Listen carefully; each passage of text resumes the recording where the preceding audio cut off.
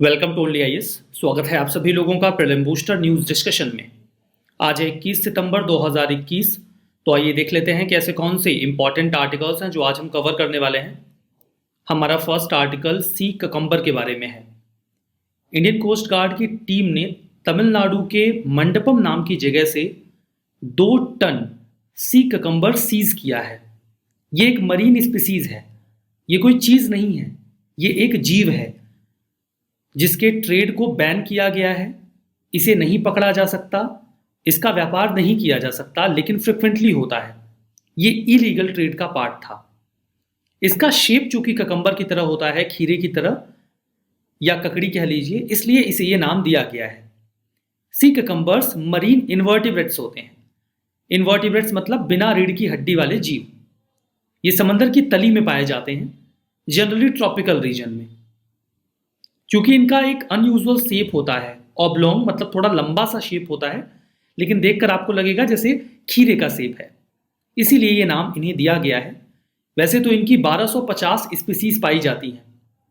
ये सभी के सभी एक टेक्सोनॉमिक क्लास से बिलोंग करते हैं जिसे होलोथुरोइडिया ये नाम दिया जाता है, या होलोथुरोइडिया ये लास्ट में ऐड हो रहा है, ठीक है। ये जो क्लास है ये एक क्लास के अंडर में आता है। आपको ये नाम याद ना रहे इसका कोई काम नहीं है, लेकिन ये वही क्लास है जिसमें और भी कई सारे मरीन इन्वर्टिब्रेट्स आते हैं, जैसे कि सी स्टार्स, सी अर्चिन्स और सैंड डॉलर्स। देखिए, सी ककम्बर को मेंटेन करना ये बहुत ज़रूरी होता है ओशन हैबिटेट को बैलेंस करने के लिए। दैट्स वाई इनके ट्रेड को इलीगल डिक्लेयर किया गया है। अगर आप IUCN रेड लिस्ट में इनका स्टेटस जानना चाहें तो वेरियस स्पीसीज का स्टेटस अलग अलग है। ब्राउन सी ककम्बर इंडेंजर्ड है, ब्लैक स्पॉटेड सी ककम्बर लीस्ट कंसर्न है, और ब्लू सी ककम्बर डेटा डिफिशिएंट है। मतलब इनके बारे में हमें जानकारी नहीं है कि इनकी संख्या कितनी है, लेकिन wild life protection act of 1972 में शेड्यूल 1 में है। मतलब हमने इन्हें काफ़ी अच्छी खासी प्रोटेक्शन दे रखी है।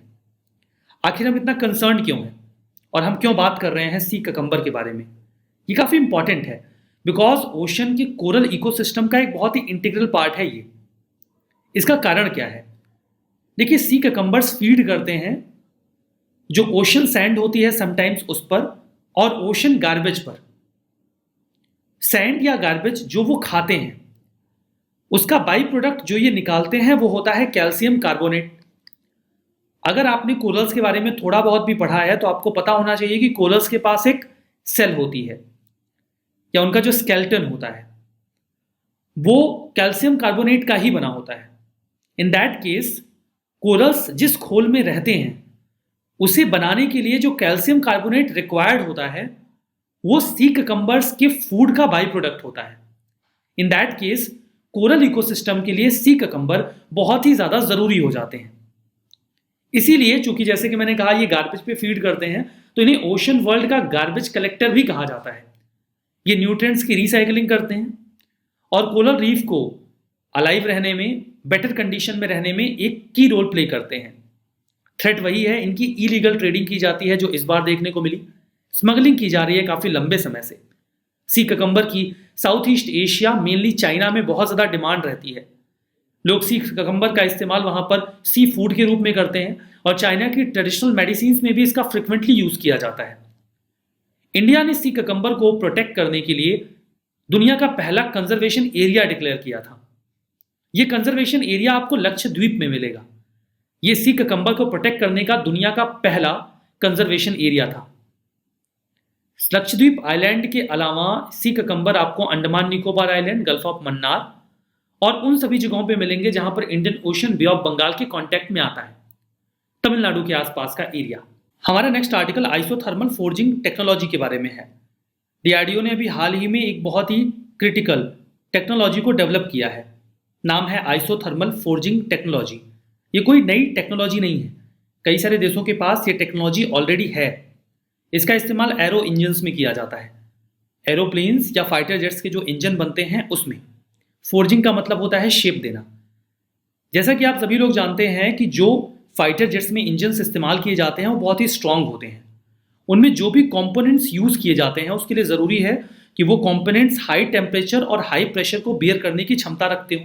इसीलिए उन टूल्स को बनाने के लिए, उन कंपोनेंट्स को बनाने के लिए स्पेसिफिक तरीकों का भी इस्तेमाल किया जाता है। जो भी टूल्स बनाए जाते हैं उनको एक शेप दिया जाता है। क्योंकि यूजुअली बहुत ही हाई क्वालिटी के मेटल्स यूज किए जाते हैं इन टूल्स को बनाने के लिए। कई बार टाइटेनियम अलॉय का इस्तेमाल किया जाता है। जो टाइटेनियम अलॉय होता है वो काफ़ी हार्ड होता है, उसे शेप देना बहुत मुश्किल होता है, लेकिन वो हाई टेम्परेचर और प्रेशर बियर कर सकता है। लेकिन टाइटेनियम अलॉय के कंपोनेंट्स बनाना इतना आसान नहीं होता। उसके लिए हम क्लोज्ड डाई प्रोसेस का इस्तेमाल करते हैं। जो लोग टेक्निकल फील्ड से बिलोंग करते होंगे वो डाई समझते होंगे। देखिए, डाई ये होता है, ये एक ऑब्जेक्ट होता है जिसके पास एक सर्टेन शेप होता है और उसके बीच में हम एक वर्क पीस रखते हैं। वर्क पीस मान लीजिए यहाँ पर टाइटेनियम अलॉय हो गया जिसका कंपोनेंट हमें बनाना है, और जिस इस डाई में जो शेप है उसी शेप का कंपोनेंट हमें मिलेगा। अब ये डाई के बीच में जो वर्क पीस रखा गया, मान लीजिए टाइटेनियम अलॉय, ये इसको प्रेशर देगा, दबाएगा, और उसके बाद ये जो शेप इस डाई का है वही शेप ये टाइटेनियम अलॉय ले लेगा।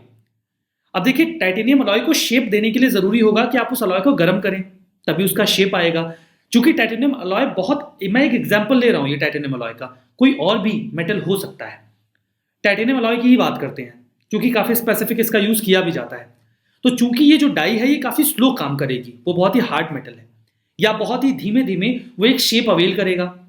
अब अगर आप इस अलॉय को गर्म करते भी हैं तो एक खतरा ये रहता है कि पूरी प्रक्रिया में जब ये डाई इसको प्रेशर देगा तो जो हीट है वो इस डाई में ट्रांसफर हो जाएगी।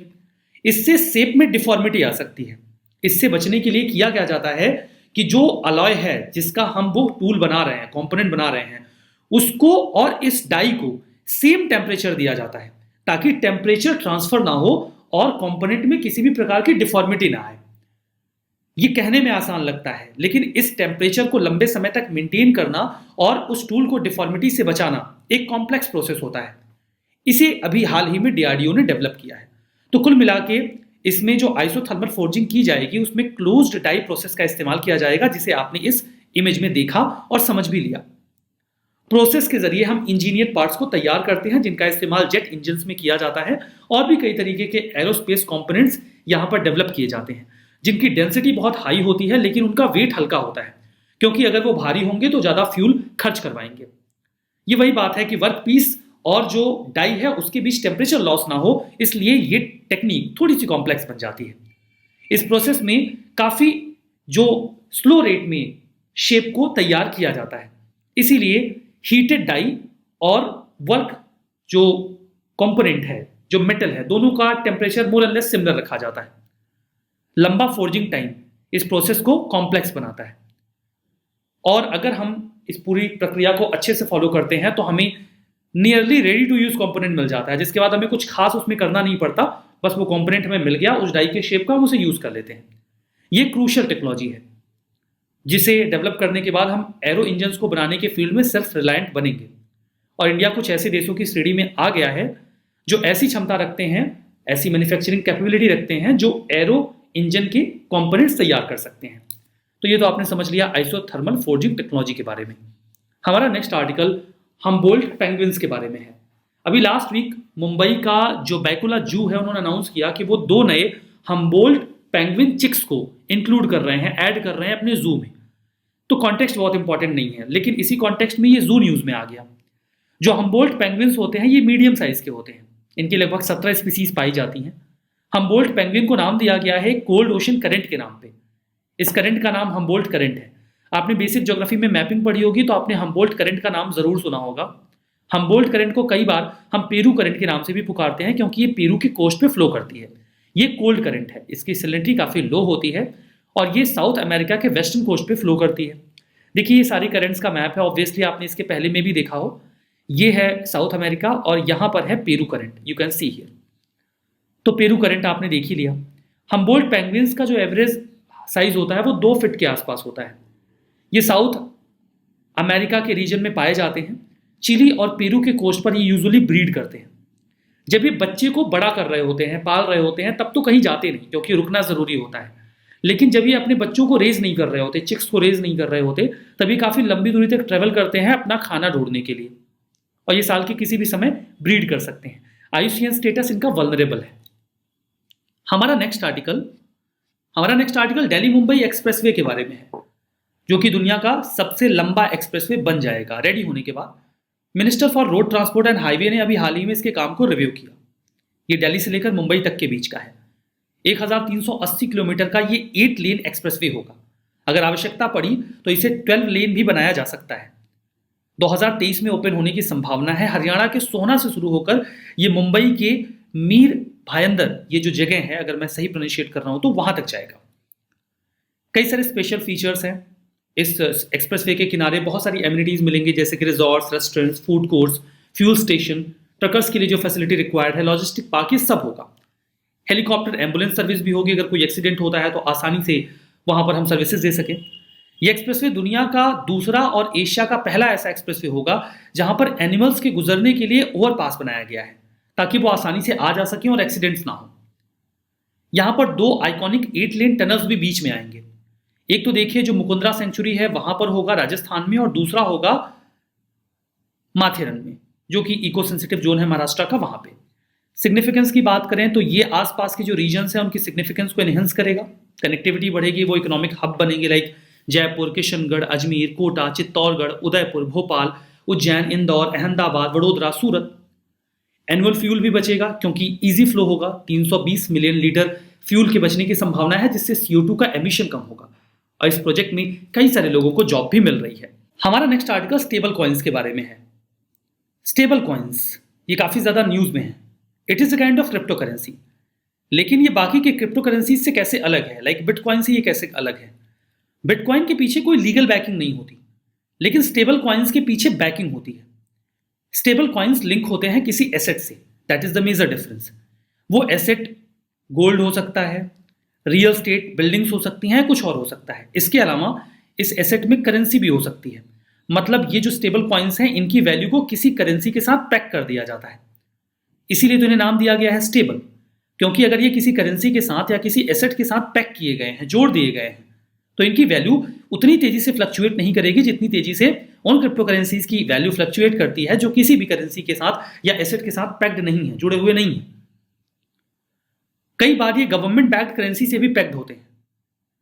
कई सारे, मतलब वैसे तो देखिए अगर आप स्टेबल कॉइन की बात करेंगे तो आपको 50 से ज्यादा स्टेबल कॉइन वर्तमान में प्रचलन में मिल जाएंगे। इनमें से 1 दर्जन से ज्यादा तो आपको डॉलर से पैक्ड मिलेंगे। डॉलर की वैल्यू ऊपर नीचे होगी तो इन क्रिप्टो करेंसीज की वैल्यूज भी ऊपर नीचे होंगी। और कुछ बाकी देशों के फियाट करेंसी से भी ऐड होते हैं, जैसे कि यूरो या फिर येन, इसलिए ये प्रचलन में भी है। चूंकि ये किसी न किसी एसेट से जुड़े हुए होते हैं, इसलिए ये कम फ्लक्चुएट करते हैं और लोग इसमें ज्यादा इंटरेस्टेड होते हैं बिटकॉइन या एथेरियम की तुलना में। ये इसलिए भी यूजफुल होते हैं बिकॉज इन्हें बहुत ही आसानी से ट्रांजैक्ट किया जा सकता है और इन्वेस्टमेंट में खतरा कम लगता है। पहला जो स्टेबल कॉइन था जो 2014 में बनाया गया वो था टीथर। जो टीथर है उसको लेकर अक्सर आरोप लगाया जाता था कि इसमें ट्रांसपेरेंसी कम है। ये डॉलर के साथ पैक्ड था, लेकिन जो इशूइंग एंटिटी है उसके पास जितने टीथर हैं उसके बैकअप में कितना डॉलर है, जब टीथर खत्म हुए तो डॉलर्स घटाए गए कि नहीं, टीथर अगर बढ़ाया गया तो डॉलर्स बढ़े कि नहीं जो उसके बैकअप में है, इसकी जानकारी पब्लिक डोमेन में क्लियर कट आती नहीं थी। इसलिए टीथर को लेकर कई सारी शंकाएं पैदा होने लगी और कई सारे और भी स्टेबल कॉइन्स एग्जिस्टेंस में आए। तो आपने स्टेबल कॉइन्स समझा। हमारा next article king Shankar Shah के बारे में है। यूनियन होम मिनिस्टर ने उनको श्रद्धांजलि अर्पित की। एक बहुत ही बड़े देशभक्त थे राजा शंकर शाह और उनके बेटे कुंवर रघुनाथ शाह जी। ये लोग जबलपुर से बिलोंग करते थे, मध्य प्रदेश के। ये जो गढ़ा किंगडम है वहां के राजा हुआ करते थे, मध्य प्रदेश के गोंडवाना रीजन के। ब्रिटिश रूल के दौरान इनका जो एम्पायर था, जब 1857 की क्रांति हो रही थी तो वो अंग्रेजों के अंडर में था। फिर भी जो अंग्रेज एट्रोसिटीज करते थे ये उससे काफी ज्यादा दुखी रहते थे और 1857 की क्रांति में इन्होंने लोगों को इंस्पायर करने में एक की रोल प्ले किया और कई सारी पोएट्रीज भी लिखी। जब इस बारे में अंग्रेजों को जानकारी मिली तो अंग्रेजों ने इन्हें गिरफ्तार किया और मौत की सजा सुना दी। फाइनली 18 सितंबर 1858 को इन्हें मार्टायरडम मिला, शहीदी मिली, जब इन्हें कैनन के मुंह पर बांधकर ब्लो कर दिया गया। यू कैन अंडरस्टैंड कि कितने बड़े सेक्रीफाइसेस किए गए हैं जिनके बारे में हमें जानकारी भी नहीं होती। जबलपुर के जो लोकल्स हैं वो 18 सितंबर को हर साल मार्टायरडम डे के रूप में याद करते हैं। हमारा नेक्स्ट आर्टिकल 9th प्लैनेट को लेकर एक नई स्टडी के बारे में है। एक हाइपोथेटिकल प्लैनेट की चर्चा काफी लंबे समय से रही है। पहले हमारे पास 9वां प्लैनेट था, प्लूटो नाम था। कुछ लोगों को पसंद नहीं आया तो उन्होंने उसको निकाल दिया। मुझे बहुत बुरा लगा। खैर, उसको निकाल दिया और उसके बाद प्लैनेट बचे केवल 8। ये 8 प्लैनेट हैं, मरकरी, वीनस, अर्थ और मार्स, जो कि टेरेस्ट्रियल प्लैनेट हैं। इसके बाद आते हैं gaseous planet, Jupiter, Saturn, Uranus और नेपच्यून। इसके बाद इधर प्लूटो था, उस बेचारे को बाहर कर दिया गया, तो ये वाला तो हट गया। लेकिन इसके बाद एक 9th प्लैनेट की चर्चा स्टार्ट हो गई 2016 से। ये हुआ कि एक 9वां प्लैनेट है जिसके बारे में हमें बहुत अच्छे से जानकारी है नहीं, हम उसे समझ नहीं पा रहे हैं, बट वो है। इस संबंध में माइकल ब्राउन ने अपनी रिसर्च स्टार्ट की। ये कैलटेक से बिलोंग करते हैं। कैलटेक यानी कि कैलिफोर्निया इंस्टीट्यूट ऑफ टेक्नोलॉजी। ये वहां के एक एस्ट्रोनॉमर हैं। ये वही व्यक्ति हैं जिन्होंने प्लूटो को इन 9 ग्रहों की श्रेणी में से बाहर निकालने में एक की रोल प्ले किया था। इन्होंने कहा कि प्लूटो का इतना साइज नहीं है कि वो अपने आसपास के, एक तो वो एक राउंड शेप ले सके और अपने आसपास के ऑब्जेक्ट्स को अट्रैक्ट कर सके और अपना पूरा एटमॉस्फेयर क्लीन रख सके, इसलिए वो एक प्लैनेट नहीं माना जा सकता। इन्होंने को राइट किया है एक नई स्टडी को, जिसमें ये एक पोटेंशियल नए प्लैनेट की बात कर रहे हैं। उसे ही 9th प्लैनेट कहा जा रहा है। वो प्लूटो नहीं है, वो कोई और प्लैनेट है। उसे नाम दिया गया है प्लैनेट 9। मान्यता यह है कि यह नेपच्यून के आगे होगा, उसके आसपास होगा। शुरू में कहा गया था कि यह अर्थ से लगभग 10 गुना ज्यादा बड़ा होगा, अब बोल रहे हैं 6 गुना ज्यादा बड़ा होगा। इसकी लोकेशन को भी मैप करने की कोशिश की गई है और ये कह रहे हैं कि ये सन से पहले कहा जा रहा था बहुत दूर होगा, इसलिए हमें समझ में नहीं आ रहा कहाँ है। लेकिन 2016 की स्टडी की तुलना में लेटेस्ट स्टडी ये कह रही है कि नहीं, जितना दूर हम इसे समझ रहे थे ये उतना भी दूर नहीं होगा, ये नजदीक होगा। कुछ मान्यताओं के अनुसार तो ये सन से क्लोज होगा और इसीलिए ब्राइटर होगा। हम इसे डिटेक्ट कर सकते हैं, अभी तक हम इसे डिटेक्ट नहीं कर पाए हैं। प्लैनेट 9 के बारे में कहा जा रहा है कि नेपच्यून जैसा ही ठंडा होगा और सोलर सिस्टम में सूर्य से थोड़ा दूर होगा। नेपच्यून का देखिए सरफेस सॉलिड नहीं है, वो हाइड्रोजन, हीलियम, मीथेन से बना हुआ है, एक प्रकार का गैसियस प्लैनेट है। प्लैनेट 9 के बारे में कई सारे कयास लगाए जा रहे हैं। उम्मीद करते हैं आने वाले भविष्य में हमें इसके बारे में और जानकारी मिलेगी। हमारा नेक्स्ट आर्टिकल रेल कौशल विकास योजना के बारे में है। मिनिस्ट्री ऑफ रेलवे ने अभी इस योजना को जारी किया है, लॉन्च किया है, प्रधानमंत्री कौशल विकास योजना के तहत। इसमें हम यंगस्टर्स को ट्रेन करेंगे ऐसे सेक्टर्स में जिसमें रेलवे में जॉब मिलती है, जैसे कि इलेक्ट्रीशियन, वेल्डर, मैकेनिस्ट और फीडर, और बाकी के ट्रेड भी आगे जोड़े जाएंगे। उनको ट्रेनिंग दी जाएगी और ट्रेन करने के बाद उनको एक प्रकार की अप्रेंटिस होगी, जो अप्रेंटिस एक्ट 1961 के तहत होगी। उद्देश्य ये होगा कि हम यंगस्टर्स को ऐसी स्किल दें कि वो रेलवे में जॉब अवेल कर सकें। आने वाले 3 सालों में 50,000 कैंडिडेट को ट्रेन करने का प्लान है। 10th पास्ड ऐसे कोई भी व्यक्ति जो 18 से 35 वर्ष की आयु के बीच हैं, वो इस प्रकार की ट्रेनिंग के लिए अप्लाई कर सकते हैं। लेकिन ध्यान दीजिएगा कि अगर आपने ये ट्रेनिंग ले लिया है, इसका मतलब ये नहीं है कि आप क्लेम करेंगे कि आपको रेलवे में जॉब मिले। उसके लिए तो जो नॉर्मल प्रक्रिया है वो आपको फॉलो करनी होगी, मतलब कि आपको एग्जाम्स वगैरह क्लियर करने होंगे, लेकिन आप स्किल्ड होंगे। कई सारे काम रेलवे कॉन्ट्रैक्टर्स को दे देती है और उनके अंडर में बहुत सारे लोग काम करते हैं। तो जो लोग काम करते हैं उनकी रीस्किलिंग और अपस्किलिंग भी इस प्रकार के कौशल विकास योजना में की जाएगी। हमारा नेक्स्ट आर्टिकल एक पहल कैंपेन के बारे में है। ये कैंपेन जो है वो ministry of law and justice NALSA के साथ मिलकर कर रहा है, नेशनल लीगल सर्विस अथॉरिटी। इसका उद्देश्य यह है कि हम लोगों को अवेयर करें कि अगर आपके पास पैसे नहीं हैं और आप किसी लीगल ग्लिच में फंसे हुए हैं, किसी केस में हैं, तो आप फ्री लीगल एड अवेल कर सकते हैं। नालसा का एक इनिशिएटिव आया था, टेले लॉ इनिशिएटिव। ये इनिशिएटिव 2017 में आया था। Ministry of law and justice ने इस इनिशिएटिव को लॉन्च किया था, नालसा ने नहीं। नालसा हालांकि इसमें असिस्ट कर रहा था। इसमें यह था कि वीडियो कॉन्फ्रेंसिंग और टेलीफोन सर्विस के माध्यम से ऐसे लोग जो लीगल एडवाइस चाहते हैं उनको लीगल एडवाइस दी जाएगी। जो मार्जिनलाइज्ड और डिसएडवांटेज सेक्शन है, जो एलिजिबल हैं फ्री लीगल एड को लेकर, जो सेक्शन 12 है legal service authority act of 1987 का, उसके तहत उन्हें फ्री लीगल सर्विस दी जाएगी। वो लीगल सर्विस वो service centres, common service centres के माध्यम से ले सकते हैं। ऐसे लॉयर्स जो इस प्रकार की सर्विस देना चाहते हैं वो इस इनिशिएटिव से जुड़ गए हैं और लोगों की मदद कर रहे हैं। बाकी जो अन्य लोग हैं उन्हें 30 रुपए की एक नॉमिनल फी देनी होगी इस सर्विस को अवेल करने के लिए। यहाँ पे स्टेटमेंट है, ट्रू एंड फॉल्स बताना है। आप पॉज करके अपना जवाब कमेंट बॉक्स में लिखिए। जवाब मैं बता देता हूँ, सी ककम्बर। गुजरात ने पहला कंजर्वेशन एरिया सी ककम्बर के लिए बनाया है। ये गलत है क्योंकि ये लक्षद्वीप ने बनाया है। हम्बोल्ट करंट इसे पेरू करंट बोलते हैं। ये एक वार्म लो सैलिनिटी ओशन करंट है, ये कोल्ड करंट है, वार्म नहीं है। तो देखिए ये वाला भी गलत हो गया ना, ये वाला सही है और ये भी सही है। सेशन की पीडीएफ ओनली आज के टेलीग्राम चैनल पे मिलेगी, लिंक है डिस्क्रिप्शन बॉक्स में। आज के सेशन में बस इतना ही, बहुत बहुत धन्यवाद।